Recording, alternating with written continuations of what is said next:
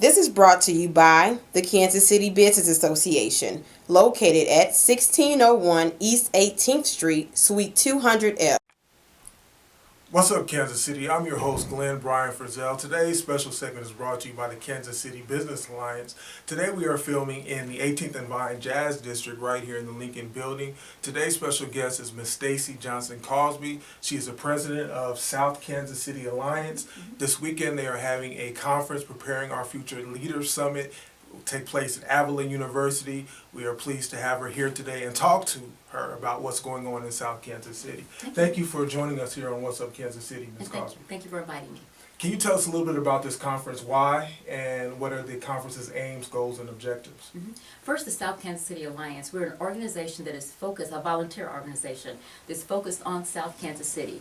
And the way we describe South Kansas City are the 5th and 6th council districts.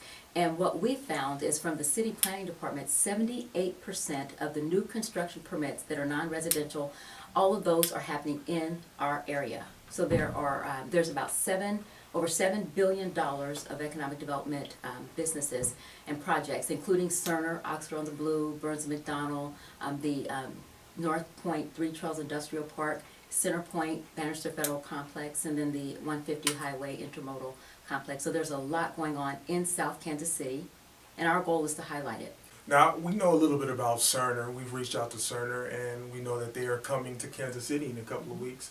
We'll have a convention at Sprint Center. Huge investment in South Kansas City where the old Bannister Mall property is. Can you tell us a little bit about, put that in real-time dollars, $7 billion. What is that an economic investment comparable to? Well, what we know is specifically about Cerner, their impact in our community is going to be $4 billion by itself. The $7 billion is all the projects and the construction permits. But the economic impact in our actual community from Cerner alone is $4 billion. Really? So imagine once we get the other businesses and the Burns & McDonnell, once they get those additional jobs in, and then the North Point Industrial Park, and all of the other businesses, once they're developed and they start bringing jobs in and people into our area, that number is only going to be larger. So we know it's large. Cerner's going to have over 16,000 jobs. Burns & McDonnell, they're adding 2,000. And the other businesses are also adding jobs. And so we are going to have a lot of people coming into our community. And our goal is, once they're there, that we have an opportunity for our entrepreneurs to establish businesses and services that will serve them. We want housing. We want to make sure we're prepared for them and whatever housing they need.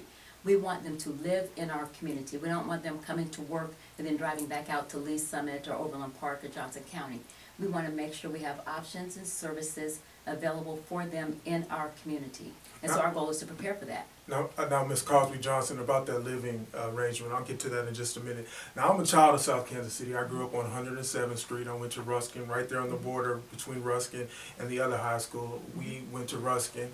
And I'm also a child of the 80s shopping mall. So my particular interest, I just want to ask you, you are having representatives as well from Truman Corners Development and Redbridge. Can you talk a little bit about that as well, in addition to the Cerner that you mentioned? Sure. I happen to be a real estate agent, so I know that shopping centers are important in neighborhoods. As a matter of fact, J.C. Nichols, who developed a lot of neighborhoods in our city, said that the shopping center is the hub of the neighborhood, and all of his developments are around shopping centers. And so we know that those are important. If people choose a neighborhood to live in, they want all of the conveniences and amenities there.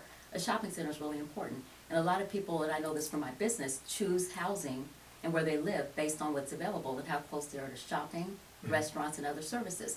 So that Lane Forest coming in and developing the Redbridge Shopping Center is a big deal for us. And that's the area that I live in. And then on the further south, the Truman Corners complex, it's a big deal to have good shopping options, and that stabilizes and increases values of homes. Now, Ms. Cosby Johnson, as far as It's Johnson-Cosby. Johnson-Cosby, Or like I told you earlier, just plain old Stacey. Stacey will work as well. I would like to ask you about the housing. I attended a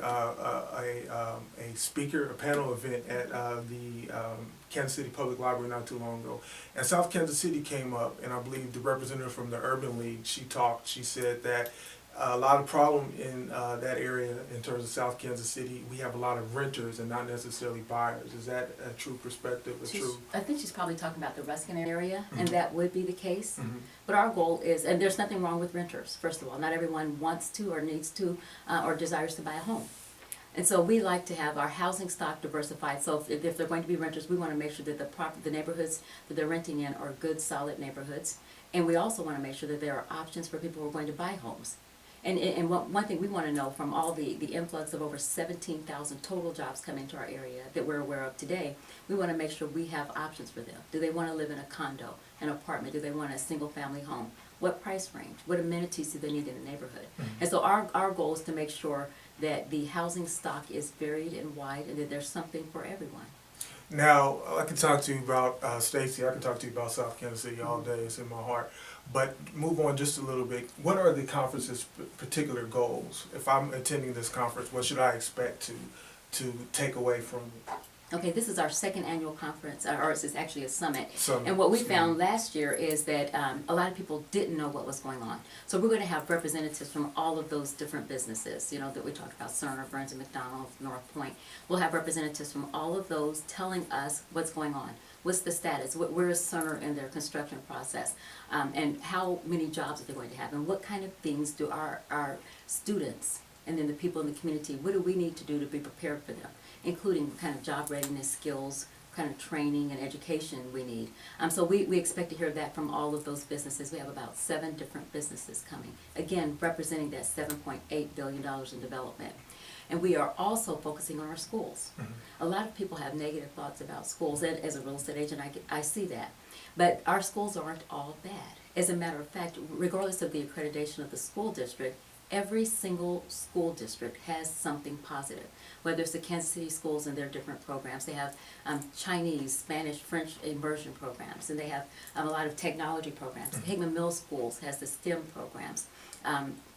Center School is highly rated. It's fully accredited and highly rated. And so there are a lot of things that the schools are doing that people don't know about. We have good schools and a lot of good news. And the fact that Hickman Mills also has school for 4-year-olds, that's just not that's nowhere else in our area where it's available district-wide. That's a big deal.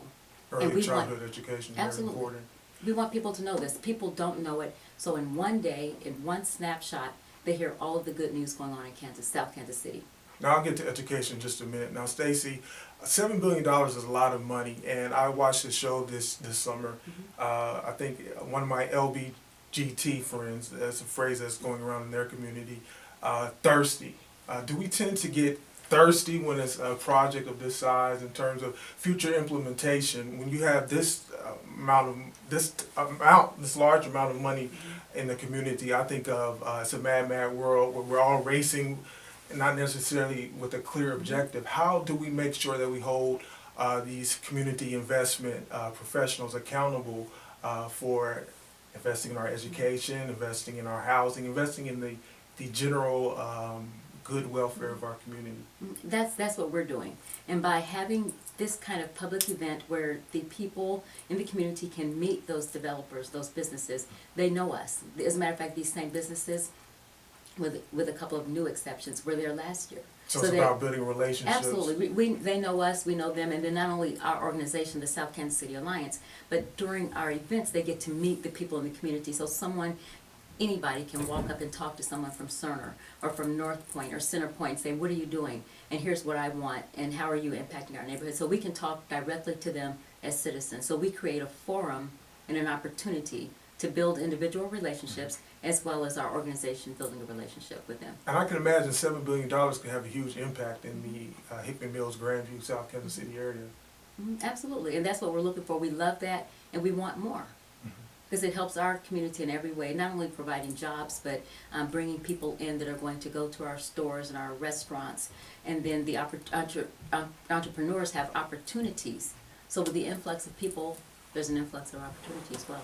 Now, as a professional, you say you live in the Red Bridge area. I'd just like to ask you in terms of education. I know that the Missouri, I'm going to say the state of Missouri, they released their education scores. And we scored, I believe. Desi. We're going to have someone from Desi at our event as well. I read that, Stacey. And we scored a little bit above Kansas City, but not up there where Lafayette and other school districts are doing. What seems to be the problem? How do we bring our test scores up? Well, that's gonna If be we a need question it. for people from the school districts, which we will have them on the panel. So that's something we wanna know from them, what are you doing to improve? And so from all of the school districts, from Center, Kansas City, Grandview, Hickman Mills, we're gonna have also someone from a charter school there as well. Those are the kind of questions we want to ask them, and we'll have representatives from those districts there to share that information. And after the event, I know it starts at home. So I guess we're building the type of alliances where parents and teachers and students, it's about building relationships. Well, also, we don't have too much more time here, but in terms of community involvement, tell me a little bit about South Kansas City Alliance, how you guys got started. You're the president. We were started during maybe 3-4 years ago, when the city went through the charter process of redistricting. And what we found in the 6th district, or the south part of the city, is that the way the map was drawn didn't make sense to us. A lot of citizens looked at the proposal that came from the task force that was appointed to look at it. And what we found is that the way they drew the lines for 6th district wasn't compact, it didn't keep us together. Our 6th district goes from 59th, the state line, to Martin City, which is 135th Street, over to All the way down to Martin Raytown. City. Yes, I mean, so it's on the other side of Blue Ridge. So it didn't make sense because our district looked, the shape wasn't right, it wasn't compact. And so a lot of us, thank you. So we had a lot of things to say about that and some suggestions, and we testified in great force before the task force. And what we found is by the time it was over, they didn't listen to anything we said, and they kept the district as it was. So we weren't happy with that process, but we had a group of people that came together at that point to say that we weren't happy with it, and here are our suggestions for making it better. Though we didn't win, what we said is we're not gonna let this happen to us again. So when we had people together, we said, let's stay together, so that if something else happens, we're already mobilized and ready to react and respond, but more importantly, we can be proactive. If we see something in the community that needs to happen, we already have our group together of dedicated people that are business, civic, faith-based schools, neighborhoods. We're a coalition already together and ready to respond or to be proactive like we're doing with our Economic Development Summit. I think it's wonderful to be proactive there, Ms. Stacey. I've had this conversation with my father, who's a graduate of Central High School, who moved to South Kansas City in the late 70s. And the connection to crime and unemployment, it seems like I went away to college and came back, South Kansas City, the Ruskin area. Not all is bad, but you drive through there and it just seems kind of like a virtual wasteland. You see people standing around in front of stores, not necessarily doing anything. You wonder, do these people have jobs? And then you wonder, well, where are the employment opportunities? You've had a lot of white flight. What is the goal to South Kansas City Alliance in terms of bringing employment there, reducing crime rates, if any at all? We think it all goes together, and we have a great relationship with our South Patrol Police Department. As a matter of fact, we hold our monthly meetings in the South Patrol station, so we know that they are very supportive of what we're doing, and I think it all goes hand in hand, the employment, housing, crime. If we take care of the employment and people are working, there's less of a reason, hopefully, for crime. And so our goal is to make sure it all works together, and this summit, doing things like this, is a way to do that. Because we want people to know what they need to do to be ready for the jobs that are coming into our community. And so that's one of the things we're doing with this summit. And not only the people who are in attendance, but there may be someone in attendance that will take the information that they've learned back to their family, their neighborhood, their school, or other organizations, and will do something with it as far as spreading the word about what people need to do to prepare for the influx into our community. And also, is it important to have a historical connection to South Kansas City? Do we need to teach our youngsters, go into the to the schools and let them know, well, this is where Harry Truman grew up. This is where such and such went away to school, and you're connected. You have a rich history that you're connected to. Is that also important as well? I think so, because all of the school districts are doing that. I know Center School District, Hickman Mill School District, the history is real important to them and important to who they are. And it's part of their strategic plan because they do have rich historical data that people need to know about. And I think they share it. 2 more questions. Now, I kind of waited towards the end I'm very interested in terms of your background, where you came from, and your connection to South Kansas City, Stacey. Well, I am originally from Oklahoma. I'm from Muskogee, Oklahoma, so I'm an Okie from Muskogee. But I've been in Kansas City for about, since I was in 6th grade, so virtually forever.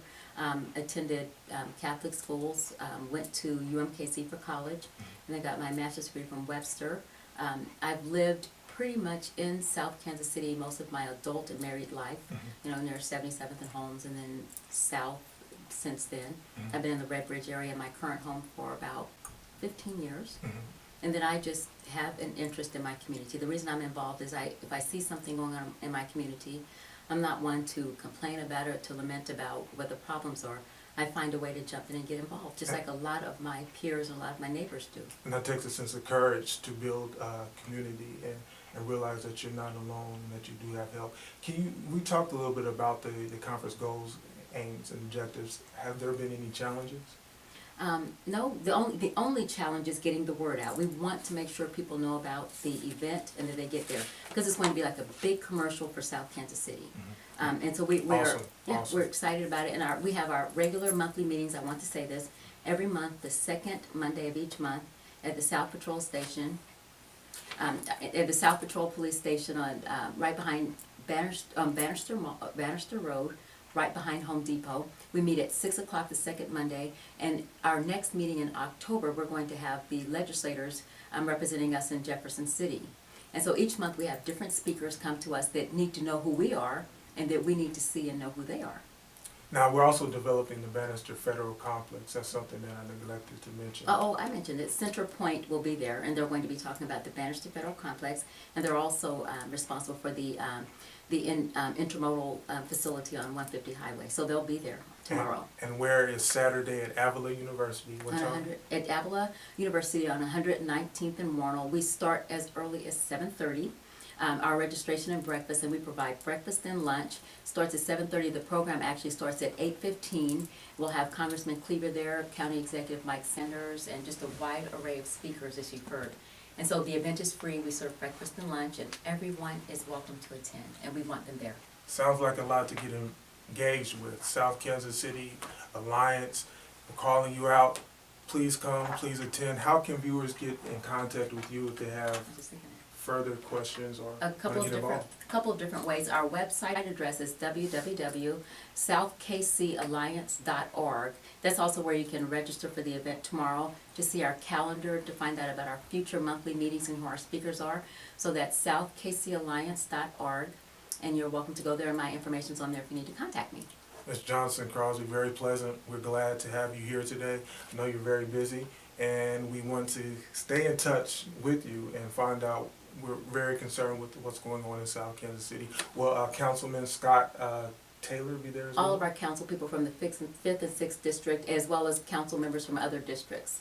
Excellent. And a lot of state representatives and senators. We'll have a lot of our elected officials there. No reason to stay at home if you're not doing anything tomorrow. Get involved. My name is Glenn Bryan Frizzell. I'm your host, What's Up Kansas City. Check out more video online at www.whatsupkansascity.net. And remember, the sky's the limit. Aim high. Shoot for the moon. If you miss, at the very least, you would have landed among the stars. Take care until next time. Thank you.